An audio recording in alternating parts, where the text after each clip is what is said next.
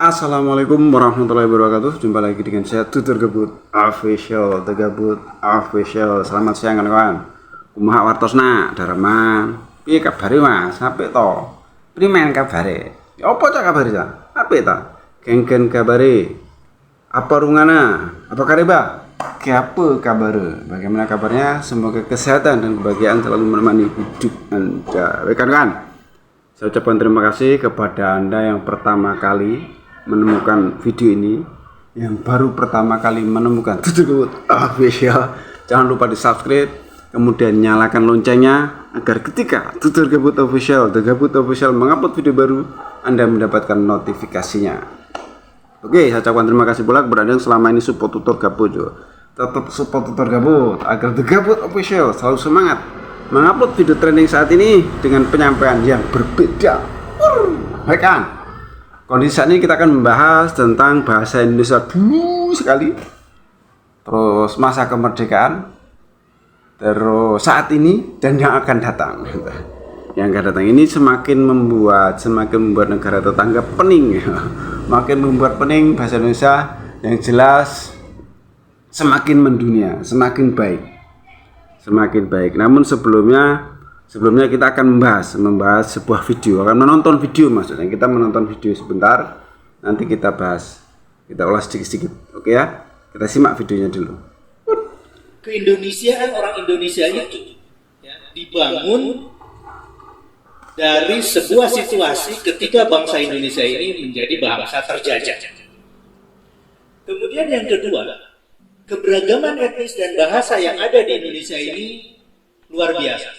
Kemudian yang ketiga, faktanya adalah bahasa Melayu yang waktu itu menjadi lingua franca dan sebagian besar karya tulis ya, itu dalam bahasa Melayu pada saat itu.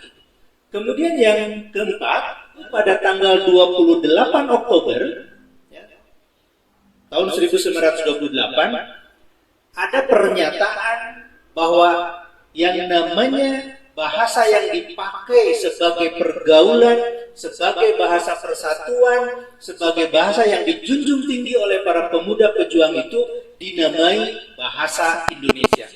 Disemaikanlah pada saat itu bahasa Indonesia ini menjadi ideologi pergerakan kemerdekaan Indonesia. Sehingga satu nafas ya, para pemerhati sejarah perkembangan bahasa Indonesia mengetahui betul bagaimana pertentangan pemikiran antara orang-orang yang masih tetap mau menggunakan nama bahasa Melayu dengan menggunakan nama bahasa Indonesia. Misalnya Muhammad Yamin ketika berdiskusi sangat hebat ya dengan ini gedung ini dinamakan sebagai gedung Tabrani, karena Tabrani lah yang kemudian mengusulkan nama bahasa itu adalah bahasa Indonesia. Kemudian dia masuk ke dalam fase kedua dalam perkembangan bahasa Indonesia itu, yang saya sebut sebagai fase pengukuhan. Tanggal 18 Agustus 1945, satu hari setelah Indonesia dinyatakan merdeka, maka Undang-Undang Dasar 1945 itu disahkan. Ini adalah pengukuhan yang sampai hari ini tidak pernah diubah. Begitu banyak negara yang tidak memiliki pernyataan yang secara tegas seperti halnya bangsa Indonesia yang menyatakan bahwa bahasa Indonesia adalah bahasa negaranya. Fase ketiga ini saya menyebutnya fase perumusan, fase pengembangan. Jadi secara sistematis bahasa Indonesia itu dikembangkan. Apa yang dikembangkannya? Pertama tata bahasanya, kemudian ada kamusnya, kemudian karya sastranya ditulis, kemudian bahasa Indonesia diajarkan sebagai mata pelajaran wajib, ya, mulai dari pendidikan dasar hingga perguruan tinggi. Kemudian buku pelajaran diterbitkan, ya, didistribusikan. Kemudian bahasa Indonesia mengatasi kendala komunikasi antar etnis. Dengan bahasa Indonesia kita berkomunikasi orang dari Sabang sampai Merauke dengan berbagai macam latar belakang bahasa dan etnis, kebudayaan dengan satu bahasa Indonesia. Kemudian bahasa Indonesia juga menjadi identitas baru sebagai bangsa yang merdeka. Karena kita menyatakan Indonesia merdeka tanggal 17 Agustus, kemudian pada hari berikutnya Undang-Undang Dasar 45 itu dinyatakan berlaku begitu, dan di situ ada bahasa Indonesia, dan lama kelamaan ya, sampai sekarang ini karena tadi bahasa Indonesia diturunkan dari bahasa Melayu, faktanya saat ini adalah rasa bahasa Melayu terus mengalami pengurangan. Jadi semakin lama semakin berkurang rasa Melayunya. Yang muncul adalah rasa Indonesianya gitu. Ya. Bukan rasa Melayu tapi rasa Indonesia yang dibangun berdasarkan kesepakatan. Baik itu tata bahasanya, kosakatanya, sastranya. Dijelaskan panjang lebar toh.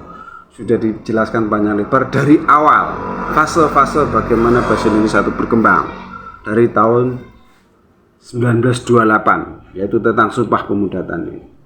Sudah dijelaskan begitu gamblang. Jadi hal seperti ini kalau umpamanya dari teman-teman yang di ujung Medini, teman-teman yang di sana masih belum paham juga, ya kebangetan. Dan masih umpamanya dianggap bahwa bahasa Indonesia itu bahasa Melayu, ya masih kebangetan juga kan gitu. Sudah dijelaskan begitu rinci tentang hal ini. Dan secara pengertian kita, kalau kita mau menilai secara jujur dan tidak menilai dengan kebencian, sejelas-jelas dari awal, dari fase-fase yang dijelaskan tadi dari pihak pemerintah dijelaskan seperti itu. Kalau masih belum paham ya nemen kalau nggak paham ya. Tapi kita juga nggak tahu, karena kan katanya di ujung Medini sono itu dari kecil mereka udah dididik, jadi didoktrin istilahnya. Jadi kalau mereka didoktrin, dia tidak mau berpikir secara jernih, kemungkinan dia cukup susah diterima. Masih tetap ngeyel saja bisa terjadi seperti itu. Padahal kita tahu bahwa kesininya semakin berkembang kesini, bahwa bahasa Indonesia dan bahasa Melayu itu berbeda kawan. Secara linguistiknya berbeda, keilmuan tentang bahasa tadi linguistik ya, terus secara politik, secara kenyataannya bahwa Indonesia dan Malaysia itu sudah merupakan negara sendiri-sendiri. Jadi secara politik bahasa Indonesia sudah diletakkan di Undang-Undang Dasar 1945 sebagai bahasa negara. Dan ini tidak semua negara punya keberanian seperti ini kan, seperti itu. Jadi secara linguistik sudah terpisah, dan secara ideologi, secara kenegaraan, secara hukum juga sudah terpisah. Jadi tidak bisa disamakan lagi seperti itu. Oke, kita simak lanjutannya lagi ya. Fase yang keempat itu adalah fase pembuanaan, fase globalisasi, pengglobalan, penduniaan bahasa Indonesia. Sebagai bangsa besar, maka bangsa Indonesia ingin menjadikan bahasanya sebagai salah satu bahasa dunia. Dan ini yang dicantumkan di dalam Undang-Undang Nomor 24 Tahun 2009. Di sini, ya. Maka kita memunculkan istilah dengan diplomasi bahasa. Kemudian ini capaian BIPA. Jadi kalau kami mengatakan saat ini sudah ada di 52 negara pembelajaran BIPA ini dengan dukungan sekitar 428 lembaga dan ada 154.000. Ya, ini data yang sebelumnya. Data terakhir itu sekitar 154.000 pembelajar. Artinya pada saat yang sama kami bukan hanya mengajarkan bahasa Indonesia untuk kepentingan komunikasi sehari-hari, tapi juga untuk kepentingan pengkajian sastra. Kami melakukan diplomasi bahasa secara terintegrasi. Kami mengharap semua lini, apakah itu melalui jalur keperwakilan Indonesia di luar negeri, melalui diaspora, melalui kementerian dan lembaga yang ada di Indonesia yang terkait secara langsung ataupun tidak langsung terkait dengan urusan keluar negerian. Ya. Kami lakukan secara konsisten begitu. Setiap langkah kami ukur keberhasilannya. Kalau misalnya ada yang kurang kami perbaiki. Ya. Dan kami sekarang sudah memiliki satu dokumen yang kami sebut dengan peta jalan penginternasionalan bahasa Indonesia. Kemudian yang ketiga, ada satu strategi kami sebut dengan strategi lompatan kata, ya, frog leap gitu, ya, lompatan kata.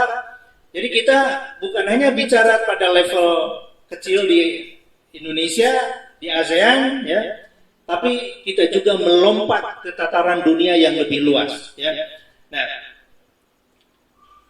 dari strategi lompatan tatap ini, ya, pada tanggal antara 7 sampai 22 November yang akan datang, itu akan diputuskan oleh UNESCO dalam sidang umumnya, apakah diterima sebagai bahasa resmi di sidang umum UNESCO atau tidak.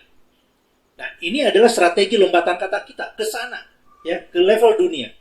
Kemudian yang kedua, pada sidang yang sama, kami juga mengusulkan peringatan 100 tahun Abdullah Akbar Nafis, kita kenal dengan A.A. Nafis, sebagai sastrawan Indonesia yang sangat terkenal, ya, dengan karya-karyanya. Untuk tahun depan, 2024, itu diperingati sepanjang tahun, ya, dan akan ada diskusi-diskusi tentang kesastraan Indonesia di UNESCO dan lembaga-lembaga lainnya. Nah, sebagai paparan strateginya gitu ya, ini kami punya peta jalan internasionalisasi gitu ya. Kemudian kami akan membentuk tim kurator nanti yang akan memilih karya-karya sastra Indonesia yang mana sih sesungguhnya yang bisa kita dorong untuk menjadi bahan kajian untuk sastra-sastra dunia begitu. Begitu ya, dengan perkembangan seperti ini, dengan perkembangan seperti ini nanti kedepannya yang jelas bahasa Indonesia semakin top, semakin mendunia, membuanakan buana itu lepas lah, mendunia lah bahasanya seperti itu, membuanakan. Ya mungkin kedepannya kita tinggal tunggu saja bagaimana nanti dari pihak UNESCO kita sudah BIPA sudah memperjuangkan segitu besar dan sudah banyak negara memakai. Jadi banyak BIPA bahasa Indonesia penutur asing ini sudah menyebar di mana-mana. Tadi dijelaskan berapa puluh negara kan seperti itu toh. Jadi tentang bahasa Indonesia ini sudah harga mati, sudah intinya emang merupakan ciri khas kedaulatan bangsa Indonesia. Entah diakui atau tidak dari pihak orang-orang Medini tidak masalah kan seperti itu. Kalau masih diributkan saja, masih dianggap saja bahwa bahasa Indonesia itu tidak ada, ya profesornya saja akan ditertawakan banyak orang kan begitu. Mana ada bahasa Indonesia kan? Akan ditertawakan banyak orang. Kalau selama masih seperti itu ya kita tetap akan memberikan counter, memberikan jawaban. Apalagi ini kedepannya sudah diajukan ke UNESCO, tinggal menunggu waktu saja. Tetangga makin panas dingin ya. Oke, cukup sekian. Ada salah-salah kata mohon maaf, ada yang baik ambil sebagai pelajaran, yang jelek buang saja. Tutur Gabut Official, The Gabut Official. Wassalamualaikum warahmatullahi wabarakatuh.